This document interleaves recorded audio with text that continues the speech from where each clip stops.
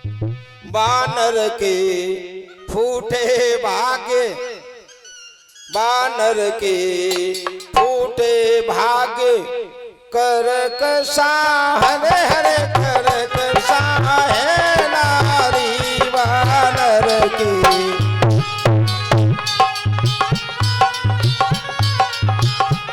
बानर के फूटे भाग्य, करकसा हरे हरे करकसा है नारी बानर के फूटे भाग्य।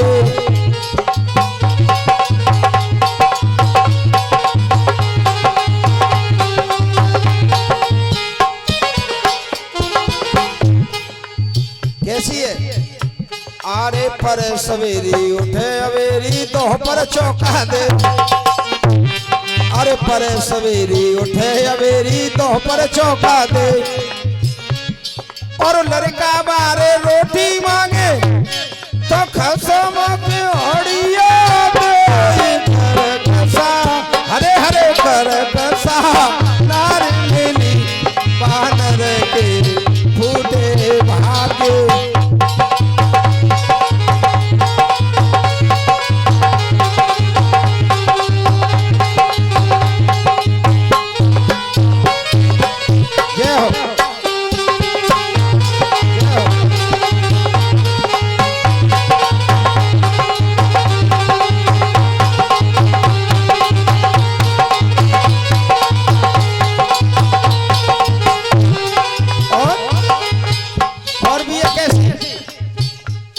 अरे पावर की तो सोले कर लई सवा से रखी एक, जब रोटी करती है पावर तो सोले पतली पतली करे, और जब पीछे की रोटी होते तो वो थोड़ी ना बड़ी करती है।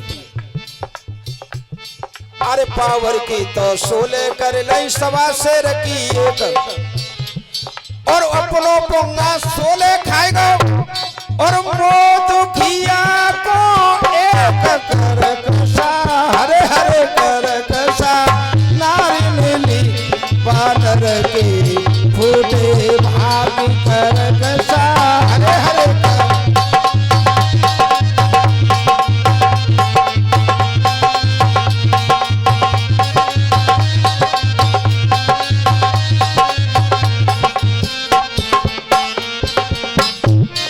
और पूजा भी करती है तो कैसी करती है?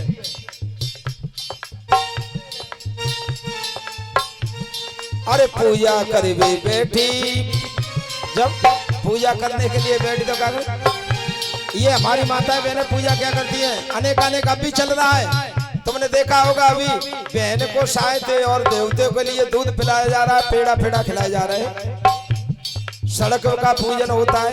ये अंधविश्वास की बात है।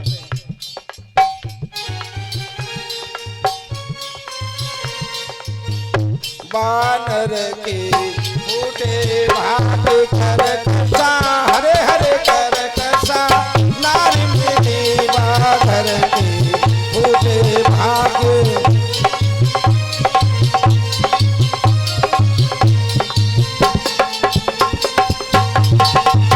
और पूजा को अरे पीढ़ी डारे आंगन में बैठी लोटा धरो अंगार पूजा करने के लिए। अरे पीढ़ी डारे आंगन में बैठी लोटा धरो अंगार, और हाथ जोड़ सूरज से बोली अब कब मारेंगे भरत।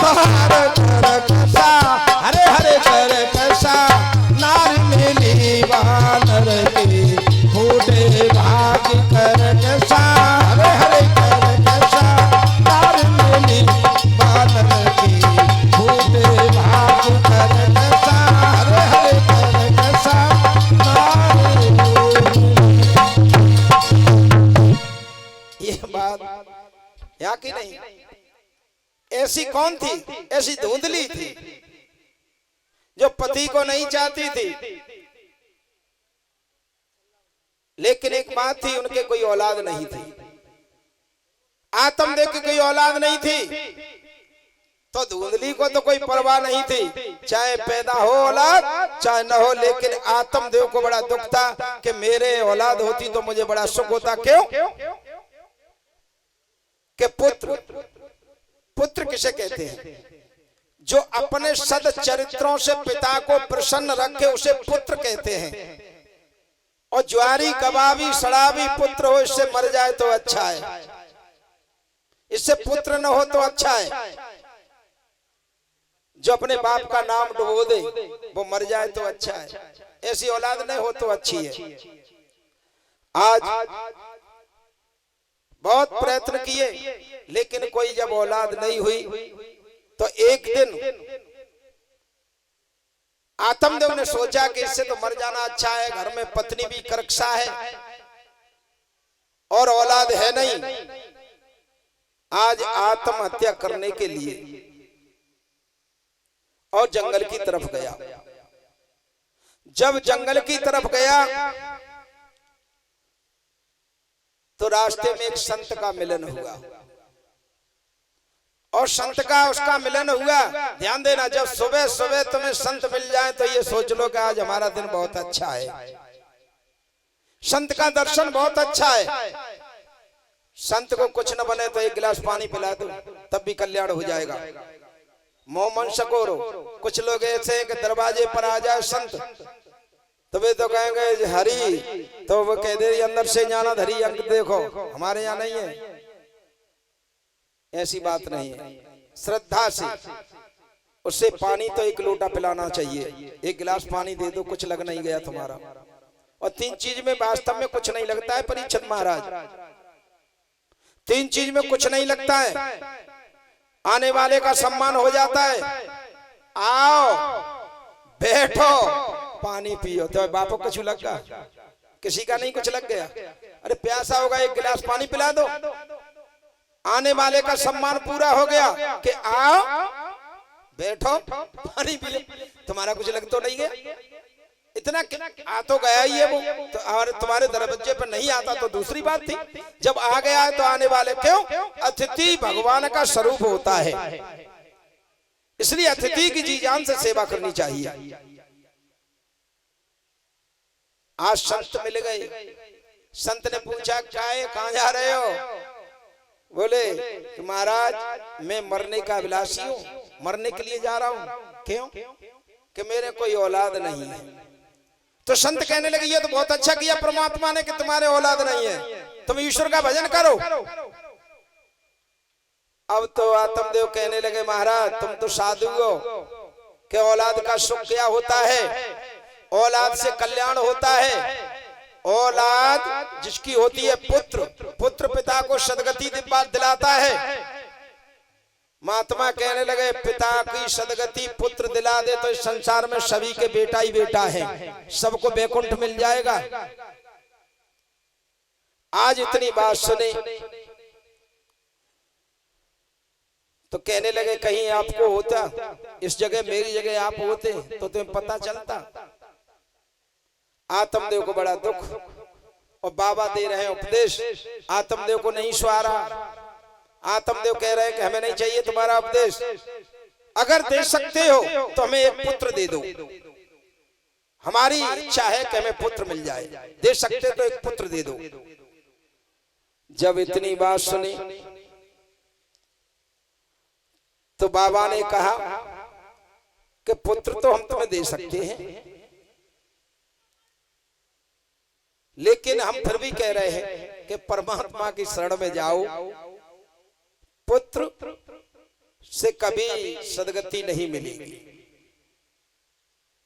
लेकिन जब पीछे पड़ा तो उन्होंने एक फल दिया, और फल देकर के कहा कि जाओ अपनी पत्नी को खिला देना, तुम्हारी पत्नी गर्भवती हो जाएगी। फल लेकर के आए, पत्नी को दिया, पत्नी खाने के लिए तैयार नहीं है, कहने लगी कि मैं पत्नी कहने लगी मैं फल नहीं खाऊंगी, अगर मैंने फल खा लिया तो मेरे गर्भ रह जाएगा, और जब गर्भ रह जाएगा तो मैं अनेकानेक पैदा होगा, प्रसव पीड़ा होगी, और बच्चा जब मुझे पालूंगी बच्चे को तो अनेकानेक ये गंदगी मुझे सहन नहीं है। आज बड़ी अफसोस में बैठी थी तो एक पड़ोस ने आ गई, पड़ोस ने कहा बहना कैसी बैठी हो? कि मेरे पति जी का जंजाल लेके आए हैं, एक फल लेके आए, कहा कि इस फल को खा लो तुम्हारे बालक पैदा हो जाएगा। जब इतनी बात सुनी के तो चिंता क्यों करती है? इसी समय का मेरे भी गर्व है, तू चिंता मत कर, तू नाटक कर और ये फल फेंक दे तेरी। अगर ये फल से ही बालक होने लगे तो ये गाय भी तेरी बांझ है, इस गाय को खिला दे। आज गाय को फल दे दिया और स्वतः नाटक करने लगी कि मैं गर्भवती हूं। समय धीरे धीरे व्यतीत हुआ। जब धीरे धीरे समय व्यतीत हुआ तो पड़ोसन के बालक पैदा हुआ और वो बालक दे दिया धुंधली को। धुंधली ने कहा कि हमारे बालक हुआ है। आत्मदेव को बड़ी खुशी है कि हमारे लाला पैदा हुआ है। और तो ढोल नगाड़े बज रहे हैं काफी। जब ढोल नगाड़े बजने लगे, नामकरण का समय आया। हमें भी नामकरण संस्कार कराना चाहिए, किसी विद्वान को बुला करके, क्योंकि रजो धर्म से लेकर अंत्येष्टि संस्कार यानी भस्मांतम शरीर तक 16 संस्कार हैं, जिसमें एक संस्कार आता है नामकरण संस्कार। छौर कर्म यानी बाल कटते हैं वो भी संस्कार होता है, मोहबोर कराते हैं वो भी एक संस्कार होता है। ये 16 संस्कार होते हैं। तो आज संस्कार की बात आई कि नामकरण संस्कार होना चाहिए। तो पंडित जी आ गए। जब पंडित जी आए, पंडित जी ने कहा कि बताओ नाम।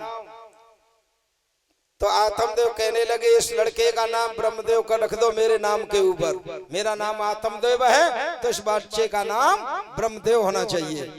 धुंधली कहने लगी हटो जी एक तरफ, मैंने 9 महीना पेट में रखा है, मैंने 9 महीना पेट में रखा है, तुम्हारे नाम के ऊपर नहीं, मेरे नाम के ऊपर इसका नाम रखा जाएगा। उसका नाम रख दो धुंधकारी। आज उसका नाम पंडित जी ने धुंधकारी रख दिया। क्यों? कि गृह मंत्री की चल गई और उनकी नहीं चली। क्यों महाराज जी? आज भी चल रही है। तो उसका नाम धुंधकारी रख गया। समय पर उस गाय के भी एक बालक पैदा हुआ। जब गाय के बालक पैदा हुआ तो मनुष्य आकार का था, केवल कान गाय कैसे थे, मनुष्य आकार का और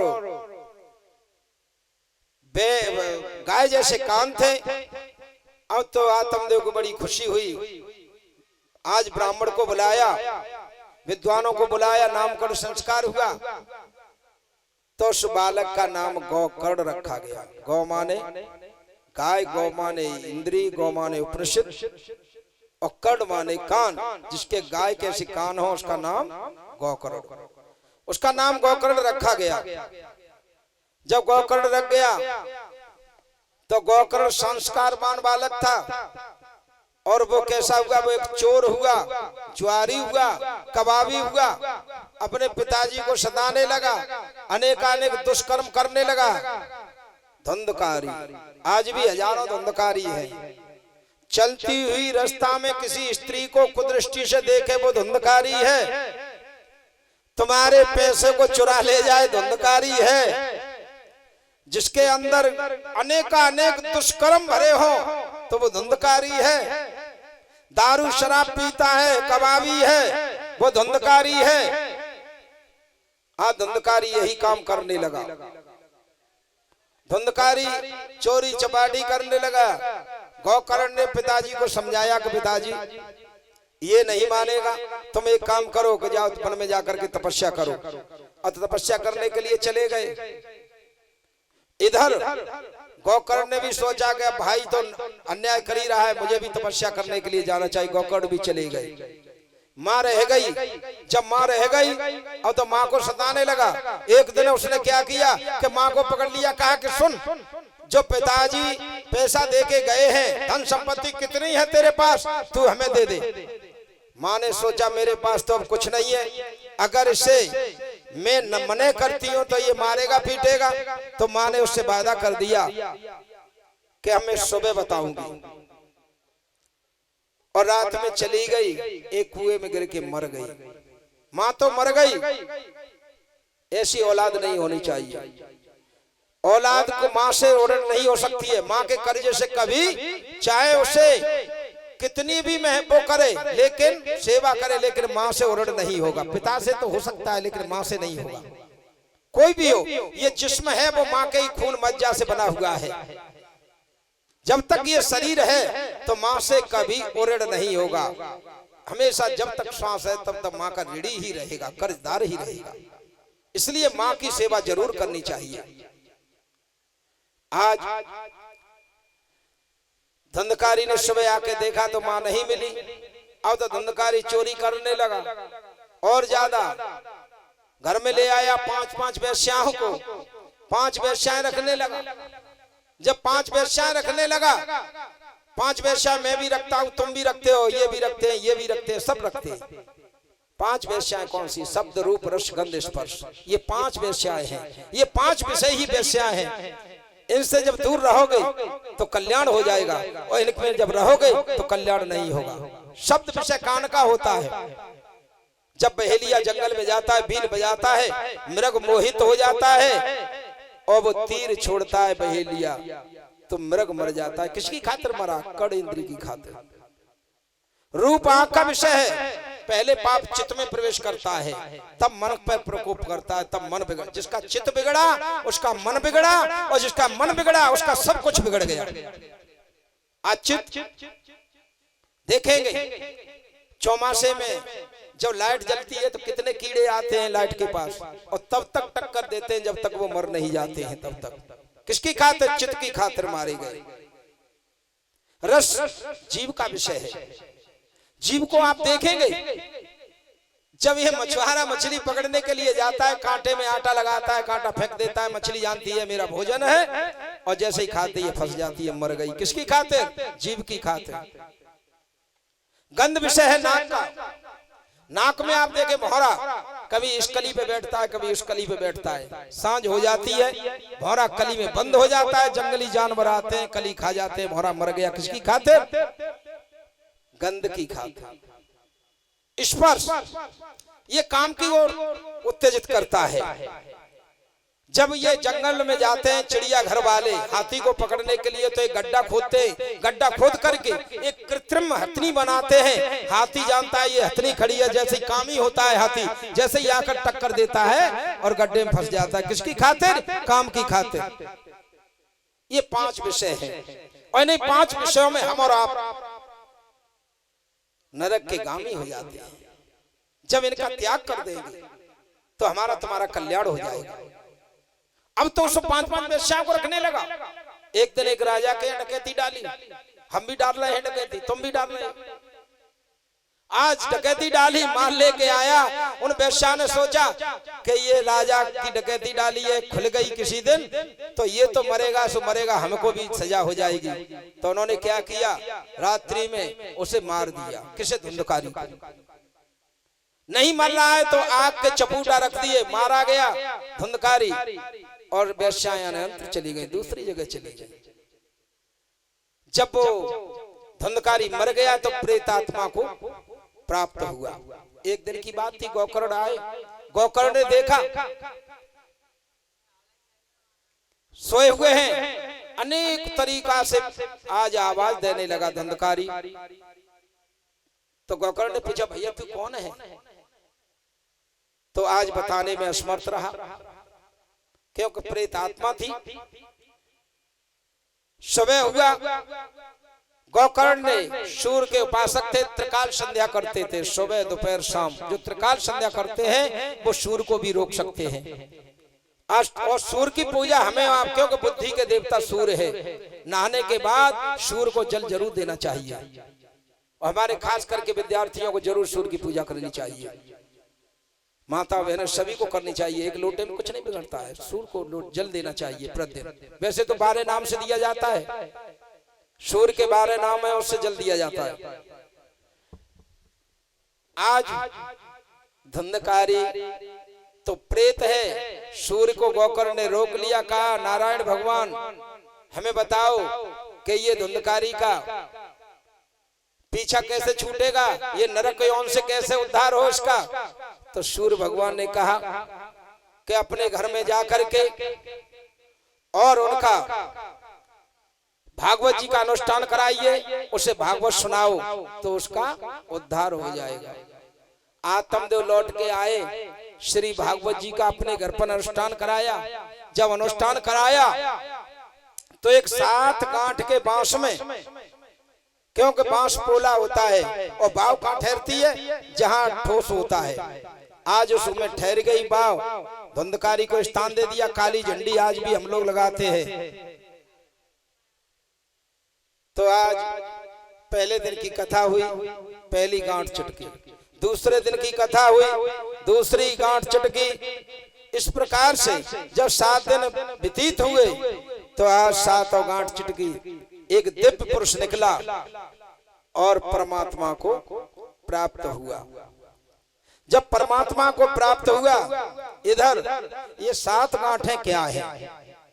7 गांठ है नारी की आसक्ति। पहली नारी की आसक्ति, पुत्र की आसक्ति, व्यवसाय का आसक्ति, द्रव्य की आसक्ति यानी धन की आसक्ति, कुटुंब की आसक्ति, घर बार की आसक्ति और गांव की आसक्ति। ये 7 गांठें होती हैं। इन्हीं 7 गांठों में हमारा आप लगे हुए हैं। और वैसे मानते हो तो 7 गांठें और भी है। शास्त्रों में काम, क्रोध, मद, लोभ, मोह, मत्सर और अविद्या, ये 7 गांठें और हैं। इन 7 गांठों को मान लो। आज शौनक जी से सूत जी कहते हैं कि सूत जी, धुंधकारी का उद्धार हुआ।